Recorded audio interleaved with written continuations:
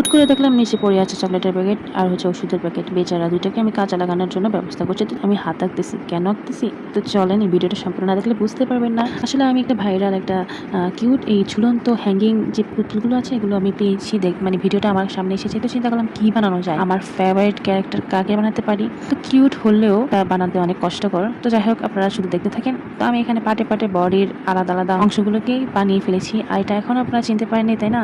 আগে ভিডিওটা সম্পূর্ণ দেখেন তারপরে। আর গায়ের মধ্যে 230 লেখা আছে, অবশ্যই দেখে বুঝতে পারছেন যে এটা স্কুইড গেমের কোন এক ক্যারেক্টার।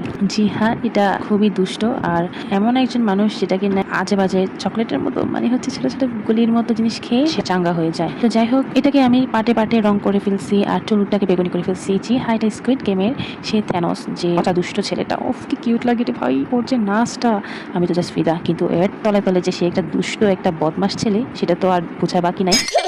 তো আমি পাটে পাটে ছোট ছোট কিউট কিউট তার হাত, ঠ্যাং ম্যাং, কল্লা সবই বানাই ফেলছি, রং করে ফেলছি, সুন্দর করে কেটে ফেলছি। অ্যান্ড এখন এটাকে জোড়া দেওয়ার পালা। তো কিভাবে জোড়া দিচ্ছি আপনারা মনোযোগ দিয়ে সহকারে সুন্দর মতো দেখতে থাকেন। মানে এটা পাইপের মতো বানাইছি, 3টা বানাইছি যাতে এগুলাকে আমি হ্যাঙ্গিং করতে পারি।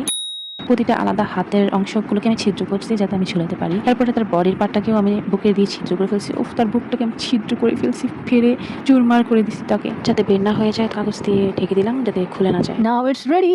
তবে ঝুলন্ত যে কুকুরটা আছে সেটা বানালে ভালো লাগতো। আজকের মতো টাটা।